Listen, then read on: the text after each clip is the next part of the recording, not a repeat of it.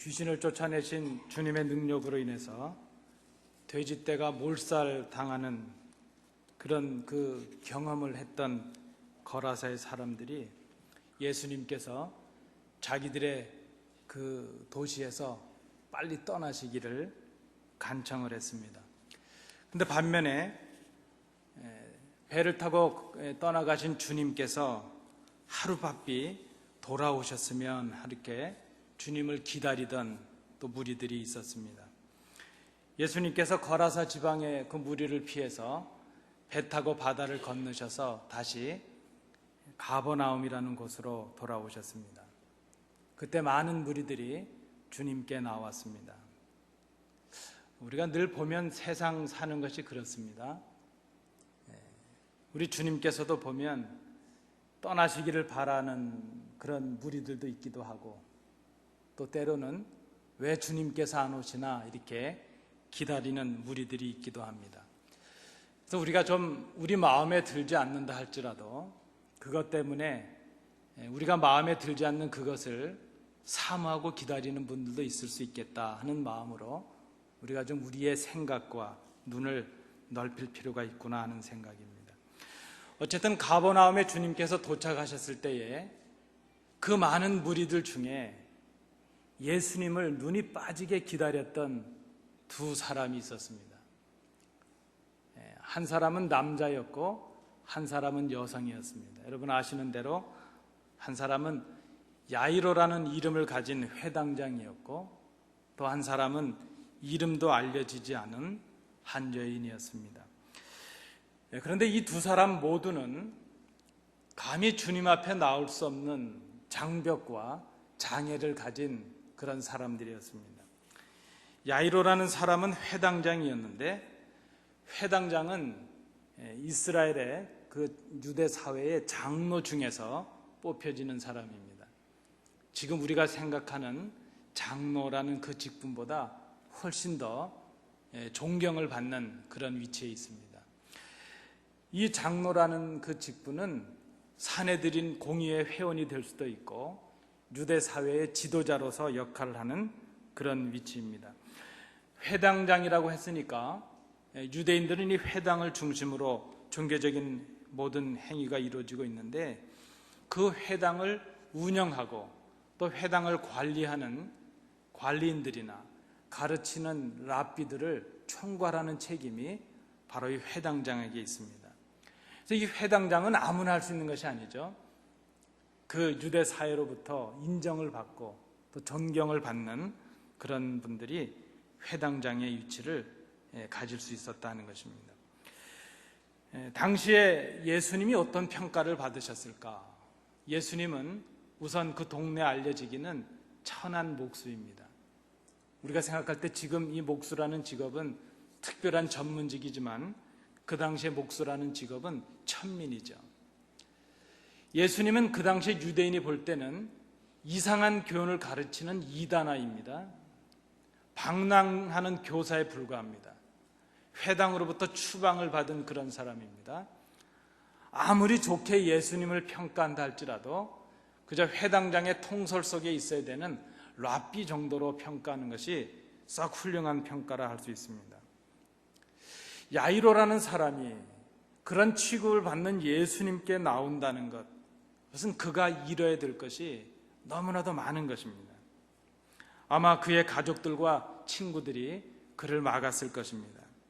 그러나 오늘 본문에 보면 이 회당장 야이로라는 사람이 자기의 체면이나 지위나 자기의 명예나 자존심 그 모든 것을 다 뒤로하고 예수님 앞에 나왔습니다. 그 많은 사람들이 보고 있는데 그 시선을 아랑곳하지 아니하고 예수님 앞에 무릎을 꿇고 있습니다. 오늘 본문에 또 나타나는 이 이름 없는 여인은 12년이라는 오랜 시간 동안 혈류증을 앓고 있는 그런 여인입니다. 지금 그 여인이 앓고 있는 이 병은 당시의 율법이나 규례나 전통으로 보면 부정하다 이런 낙인이 찍히는 병입니다. 그래서 이 혈류증이라고 하는 것은 의학적으로는 지금 우리가 생각하는 혈류병과는 다른 병이라고 합니다. 만성적으로 출혈이 나타나는, 하혈을 해야 되는 여성에게는 치명적인 질병입니다. 출혈이 있을 때는 레위기 같은 곳에 보면 사람들이 모여 있는 곳에 갈 수도 없고 성전에 올라가서 제사를 할 수도 없습니다. 심지어 그녀에 가까이 있거나 그를 만지거나 접촉을 한 사람은 그들도 부정하게 되어서 이제 사람들로부터 격리가 되어야 될 정도입니다. 겨우 출혈이 멈추게 되면 그는 출혈이 멈춘 날로부터 8일을 기다렸다가 제물을 가지고 성전에 올라가서 제사장 앞에서 속죄하는 제사를 드려야만 했습니다. 여러분 한번 생각해 보십시오. 여성으로 치명적인 질병을 가지고 있는 것도 힘든데 사회적으로, 종교적으로 많은 사람들로부터 부정하다는 낙인을 찍히고 그저 병 걸린 것도 힘든데 그 병 걸렸다는 것 때문에 격리돼야 되고 또 제사장 앞에 나가서 죄인임을 고백하고 날마다 그런 죄를 고백하는 제사를 드렸어야 된다는 것입니다. 그런데 이것이 한 번으로 끝나는 것이 아니라 12년이나 되었다는 것이죠. 이게 12년이라는 그 의미는 이제 그 여인이 가진 병이 이제는 불치의 병이 되었다는 것을 의미합니다. 이제는 고치지 못하는 그런 병이 되었다는 것이죠.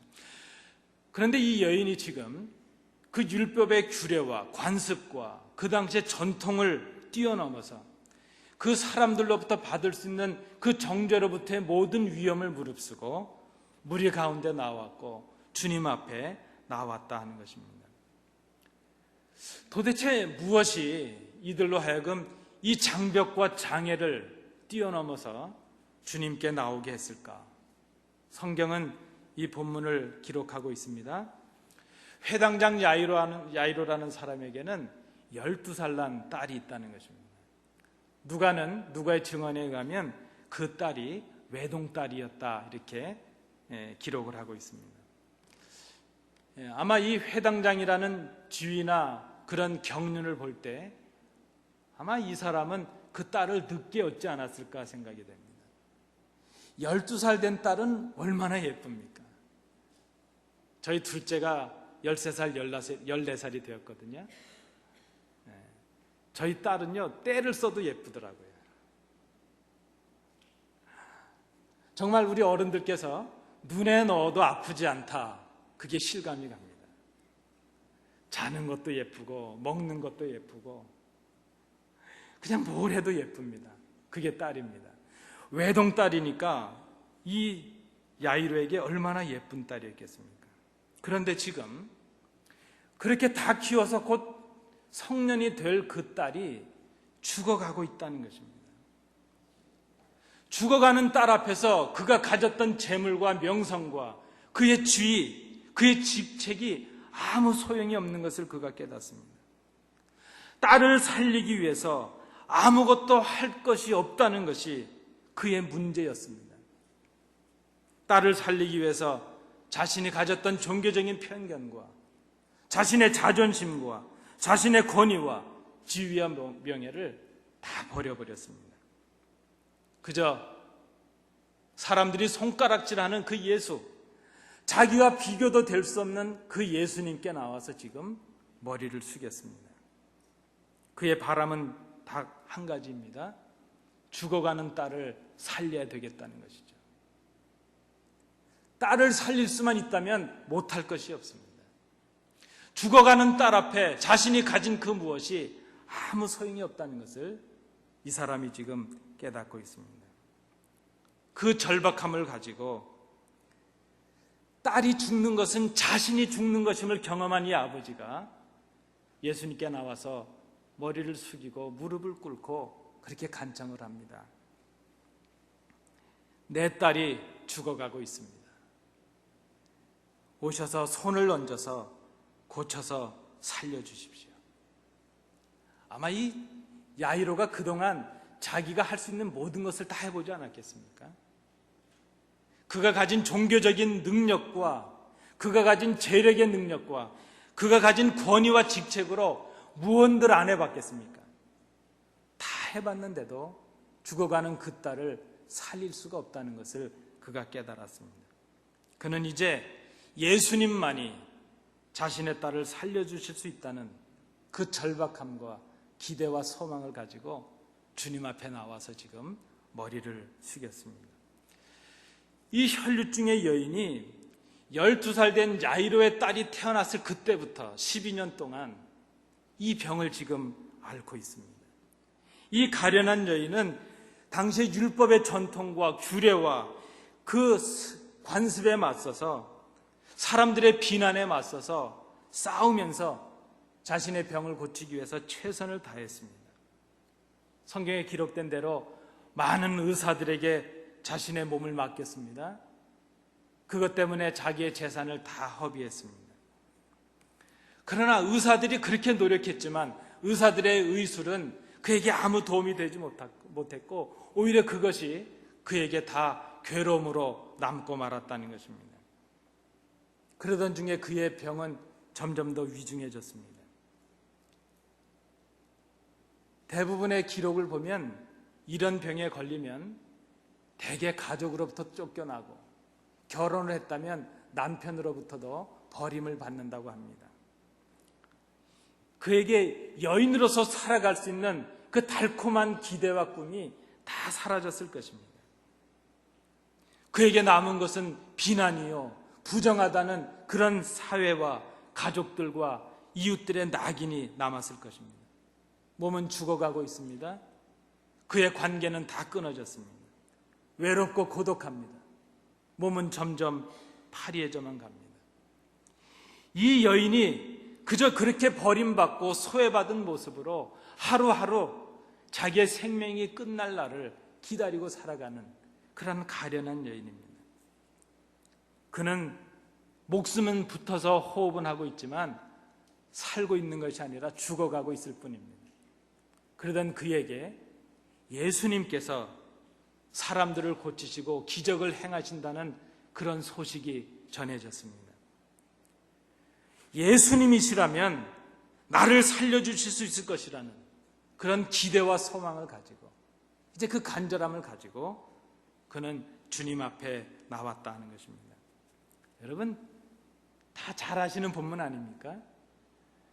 우리 목사님들이 설교하실 때 어려운 부분이 하나 있죠. 무엇인가 하면 성도님들이 잘 아는 본문으로 하면 어려움이 있습니다. 여러분이 다 아시니까요. 아유, 다 알고 있는 내용을 왜 또 얘기하는 거야? 아마 그러실 분이 계실지도 모르겠습니다. 그래서 어렵습니다. 회당장 야이로도 혈류증의 여인도 예수님께 나온 이유는 딱 한 가지입니다. 여러분 제가 한번 질문을 드려보겠습니다. 여러분 마음속으로 한번 대답해 보십시오.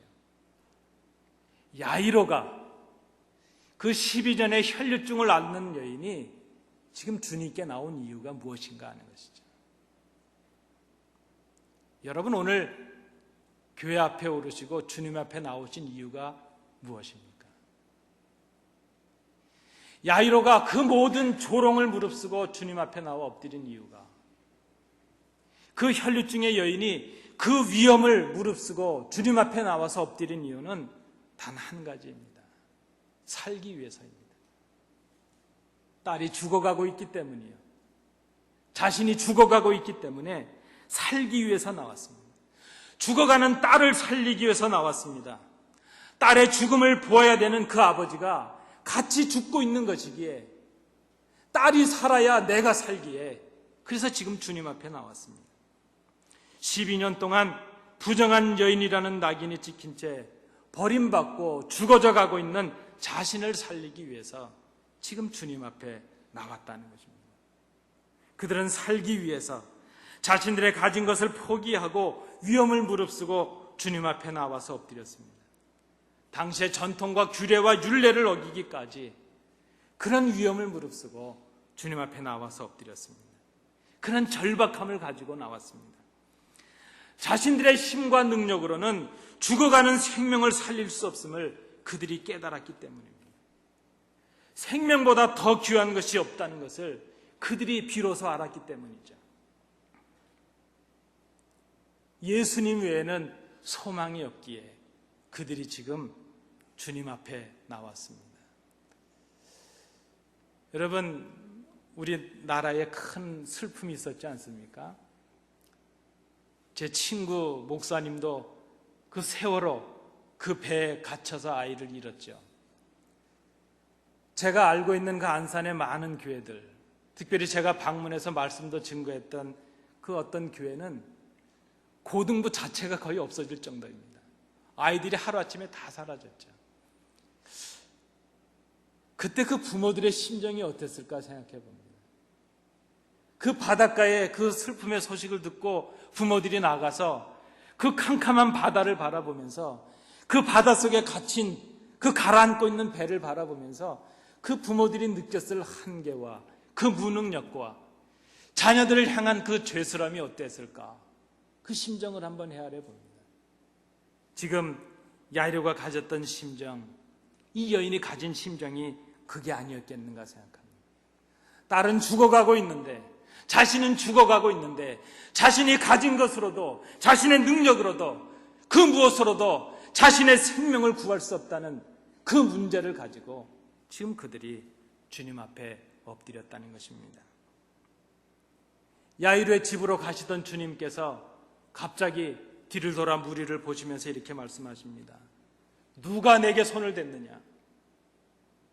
제자들이 짜증스럽게 주님께 따집니다. 아니 주님, 지금 누가 손을 댔다는 걸 말씀하시면 어떡합니까? 이 무리들 좀 보세요. 야이로의 집으로 가기 위해서 많은 사람들이 저 예수가 야이로의 집에 가서 어떻게 그 죽어가는 딸을 고치는가 보자. 많은 무리들이 지금 주님을 따라가고 있습니다. 많은 사람들이 밀치고 밀치면서 주님을 따라가고 있는데, 아니 주님, 지금 누가 좀 만졌다고 그것을 따지십니까? 그런 의미 아니겠습니까? 그러나 주님은 그 누군가가 지금 간절함으로 주님의 옷에 손을 대고 그 주님의 능력이 그에게 나간 것을 주님께서는 알고 계셨습니다. 그는 회당장 야이론처럼 주님 앞에 서서 당당하게 주님 앞에 간청할 수 있는 그런 처지도 아니었습니다. 자신의 집으로 주님을 초청할 수 있는 그런 처지도 되지 못했습니다. 그저 그는 간절한 소망이 하나 있습니다. 야이로의 딸을 고치시기 위해 가시는 그 길일지라도 그저 내가 주님 앞에 당당히 서서 나를 위해서 좀 시간을 내주십시오. 나를 위해서 좀 불쌍히 여기시고 나에게도 나를 위해서 좀 기도하시고 나를 고쳐주십시오. 그런 간청은 못할지라도 그저 내가 저 능력 많으신 저분의 옷자락이라도 만진다면 내가 나음을 잊지 않겠는가. 마치 자기의 병든 자녀를 위해서 주님, 땅에서 그 상에서 떨어지는 부스러기라도 나에게 족합니다. 그렇게 고백했던 그 어머니처럼 주님의 은혜를 사모하고 간절한 믿음으로 주님의 옷자락을 만진 여인이었습니다. 그 여인이 주님 앞에 엎드렸습니다.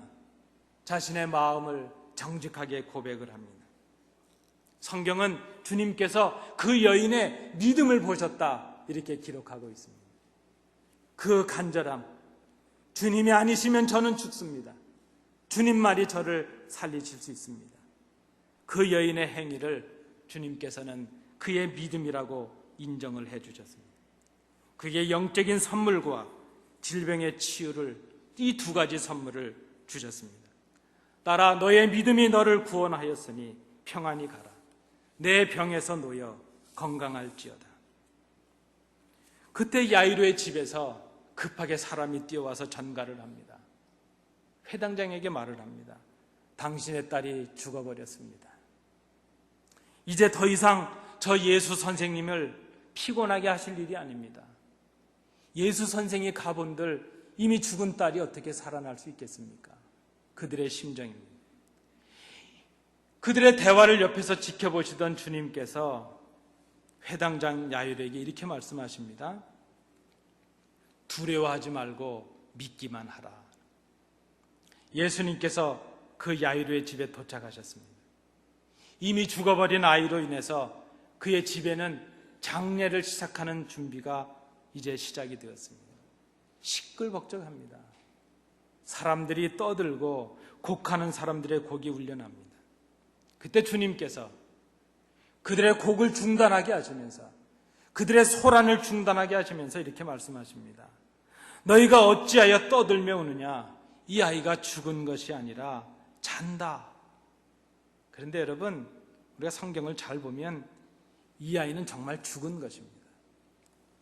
그래서 그 주님의 말씀을 들은 그 집에 있던 사람들이 다 비웃었습니다. 저분이 이상한 분이구만. 정말 이 아이는 죽었는데 왜 주님은 저의 아이가 잔다고 말씀을 하실까 하는 것이죠. 여러분, 이 세상의 생각으로 보면 죽은 것이 맞습니다. 그러나 하늘의 생각으로 보면 이 아이는 죽은 것이 아닙니다. 이 세상에 무능한 우리의 생각으로 보면 그 아이는 죽은 것이 많습니다. 그러나 주님의 생각으로 보면 이 아이는 죽은 것이 아닙니다. 주님의 생각으로 보면 이 아이는 잠자고 있습니다. 예수 안에서 다시 살 자는 죽었지만 살아나는 사람입니다. 그러나 예수가 없는 자는 살고 있지만 죽은 자입니다. 예수께 나오는 자는 죽어도 살 것이요 살아서 믿는 자는 영원히 죽지 않는 그 은혜를 우리에게 주시기 때문입니다. 주님께서 아이의 손을 잡으셨습니다. 그리고 이렇게 말씀하십니다. 달리다 쿰, 탈리타 쿰, 탈리타 소녀야 쿰, 일어나라. 마가는 이 단어에 아마 주님의 신적인 권위를 더하기 위해서 내가 말하노니 이런 말을 덧붙인 것으로 보여집니다. 그런데 여러분, 이 탈리타 쿰이라는 말은 원래 아침 일찍 되면 일어날 때가 되었을 때 사랑하는 어머니가 자녀를 깨우시는 그런 속삭임을 말하는 것입니다. 그저 그 사랑스러운 아이가 자고 있을 때 이제 일어날 때가 되었기 때문에 그 아이에게 가서 그렇게 속삭이는 것이죠. 얘야, 일어나라. 탈리타, 나의 딸아, 소녀야, 쿰, 일어나거라. 이제 이것은 그 아침에 자녀를 깨우는 다정하고 부드러운 그런 어머니의 속삭임 같은 그런 음성입니다. 이것은 그 아이를 꾸짖는 명령이 아니라 그 아이를 불쌍히 여기시고 사랑하시는 마음으로 속삭이시는 주님의 음성입니다. 여러분 아시는 대로 이 신약성경은 헬라어로 기록이 되고 있습니다. 그런데 오늘 본문을 기록한 마가는 주님께서 하신 이 탈리타 쿰이라는 단어를 헬라어로 기록하지 아니하고 그들의 언어인 고대 히브리어죠. 아람어로 기록을 하고 있습니다. 아마 이 마가는 베드로에 속한 제자였으니까 그 현장을 목격했던 베드로에게 이 말을 들었을 것으로 생각이 됩니다. 베드로는 그때 주님이 하셨던 그 생생한 그 말씀과 그 모습을 기억했을 것입니다.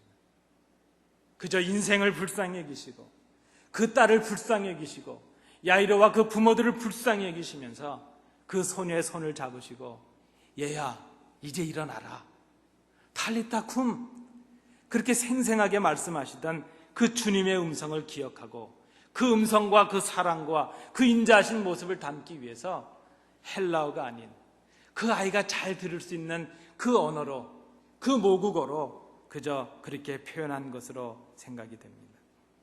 여러분 주님의 말씀대로 그 소녀가 일어났습니다. 마가는 그 소녀가 살아났음을 기록하고 있습니다. 소년이 일어나서 걸었고 주님은 그에게 먹을 것을 주라 이렇게 말씀하셨습니다. 여러분 저에게 하나 생생한 기억이 있습니다. 제가 몇 번 말씀을 드렸던 기억이 있습니다. 제가 한국에서 교회 교육자로 섬길 때 제가 섬기던 성도님 가정에 막 태어난 채 한국 나이로 2살도 되지 않은 그 아이가 심장에 큰 문제가 생겨서 수술을 받게 되었습니다. 그 아이가 중환자실에 있다고 해서 이제 예배를 드리고 수술 전에 기도하기 위해서 중환자실에 들어갔습니다.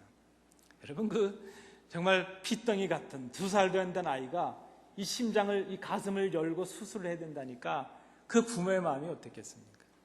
참 안타깝죠. 그 고사리 같은 손 그저 꽉 쥐면 꺾어질 것 같은 그 아이를 잡고 우리 부모님들과 함께 눈물로 기도를 했습니다. 막 우리가 예배를 드리면서 기도하고 있는데 그 중환자실 커튼 사이로 옆에 있었던 그저 뭐 한 10살 남짓 채 안 된 아이가 막 세상을 떠난 것입니다. 그 커튼 하나 사이로 생과 사가 갈리는 것이죠. 그저 기도하다가 우리 기도가 중단이 되었습니다. 그 생명이 떠나고 있는 그 엄숙함, 그 부모들의 절규를 잊을 수가 없습니다. 그 의료진들, 의사 선생님과 간호사에게 그 부모들이 매달립니다. 제발 좀 우리 아이 좀 살려달라는 거죠. 내가 달라는 거 다 줄 테니까 좀 우리 아이 좀 살려달라. 그 할머니가 의사들에게 매달립니다. 차라리 나를 데리고 가고 우리 애기 좀 살려달라고. 결국 그 할머니가 그저 병원 바닥에 혼절을 하고 말았죠. 쓰러지고 맙니다. 그래서 그 정도 됐으면 좀 그 아이 좀 살려주면 좋겠습니다. 의사들이 그것도 못한단 말인가. 그 정도 됐으면, 그렇게 좀 간청을 하면 좀 그 아이 좀 살려줬으면 좋겠습니다. 그런데 그날 그 아이는 다시 살아나지 못했습니다. 여러분, 그때 저는 그저 절실히 하나 깨달은 것이 있습니다. 우리의 생명은 우리 것이 아니구나. 내가 가지고 살아가고 있는 것 같지만 내 생명은 내 것이 아니라는 것이죠. 우리가 우리의 주인이 아닌 것입니다. 우리의 생명의 주인은 따로 있다는 것이죠.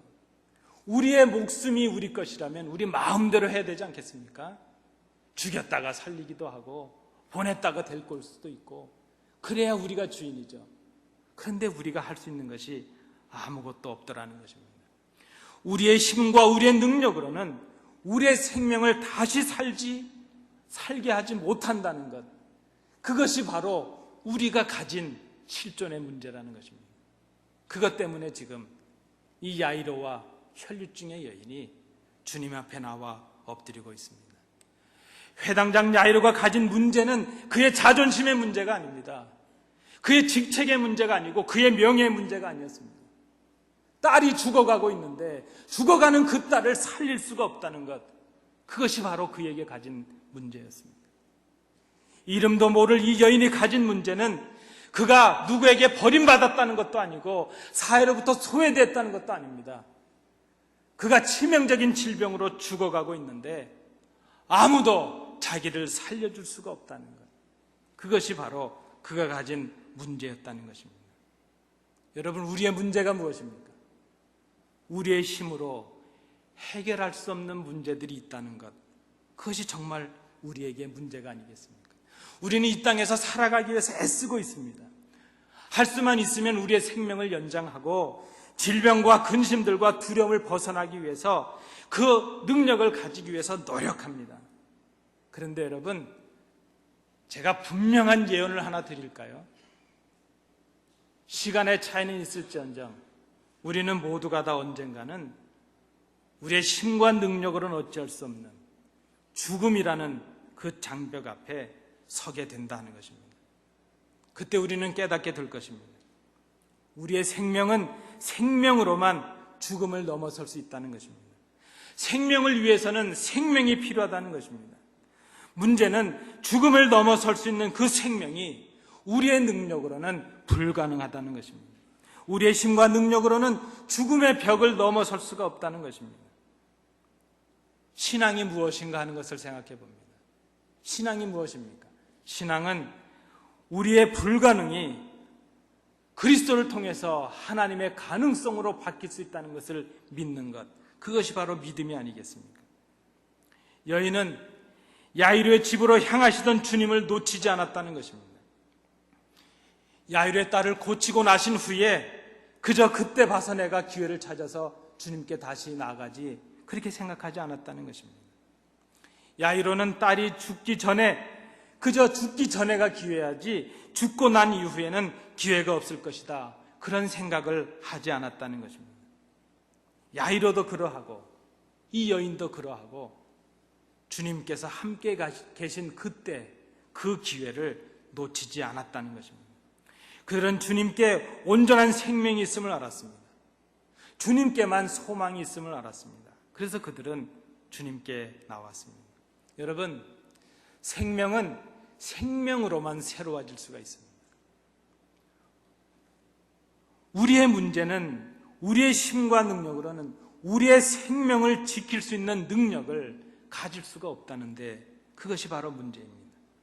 우리의 생명은 우리의 생명이 아닌 주님의 생명으로만 새로워질 수 있습니다. 주님은 우리의 생명을 위하여 당신의 생명을 버리셨습니다. 주님은 우리의 죄를 사하시고 우리를 살리시려 십자가에 죽으셨습니다. 주님께서 우리에게 주신 것은 주님의 생명이셨습니다. 그리고 그 생명을 주시고 우리를 사신 바 되셨습니다. 우리의 주인이 되어주셨습니다. 주님은 우리의 생명의 주인이십니다. 우리가 살기 위해서는 주님의 생명을 받아야 살 수가 있습니다. 여러분, 제가 아까 드렸던 질문을 다시 한번 드려봅니다. 여러분 한번 속으로 대답해 보십시오. 여러분, 왜 교회에 오르시고 이 아침에 왜 주님께로 나오셨습니까? 왜 주님께로 나오셔서 헌신하시며 주님께 나오셔서 머리를 숙이고 계십니까? 여러분, 여러분의 자존심을 살리기 위함이십니까? 여러분의 교양을 좀 더 높여서 좀 고상하게 사시기 위함입니까? 세상에서 맛보는 재미와 다른 뭔가 또 좀 재미를 느껴서 남은 여생 그래도 의미 있게 살기 위해서 그렇게 나오신 것입니까? 여러분, 뭐라고 여러분 대답해 보시겠습니까? 그저 우리가 정직하게 고백을 한다면 우리가 이 시간 주님 앞에 나와 엎드린 이유는 딱 한 가지입니다. 살기 위해서입니다. 우리가 죽어가고 있기 때문입니다. 죽어가는 우리가 우리의 힘과 능력으로는 살릴 수 없다는 것을 깨닫기에 우리는 지금 주님 앞에 나와서 엎드리는 것뿐입니다. 이 땅의 죽음을 넘어설 수 있는 생명의 능력이 우리에게 없기에 우리는 주님께 나와서 엎드립니다. 죽음의 문화, 죽음의 세상에서 살아가는 우리를 깨우시는 주님의 음성을 이 아침에 들으시기를 원합니다. 미움과 시기로 서로 영적으로 깊은 병에 걸려서 죽어가는 우리들에게 주시는 주님의 음성을 들어야 될 것입니다. 나태와 안일로 죽어가는 우리의 심령을 부여잡고 주님께 나와서 엎드려서 고치시는 주님의 음성을 우리가 들어야 될 것입니다. 따라 내 믿음이 너를 구원하였으니 평안히 가라. 내 병에서 놓여 건강할지어다. 소녀야 일어나라. 여러분, 지금이 바로 기회입니다.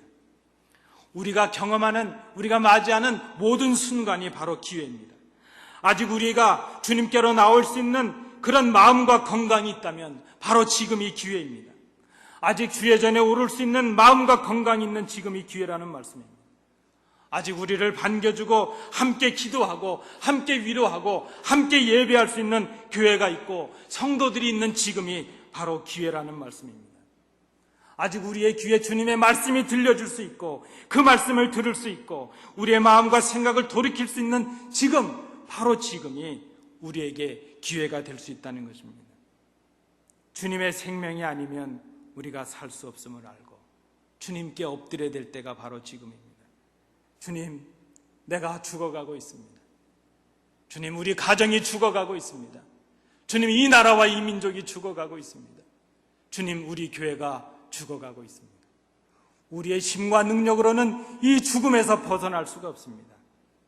주님이 우리 위에 손을 얹으사 우리로 구원을 받아 살게 하옵소서. 우리를 살려주옵소서.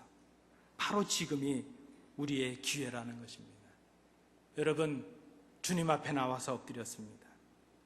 야이로처럼, 이 혈류증의 여인처럼 죽어가는 우리를 깨닫고 주님 앞에 고백해야 될 것입니다.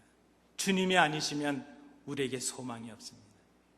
내일이 아닙니다. 다음이 아닙니다. 바로 지금입니다.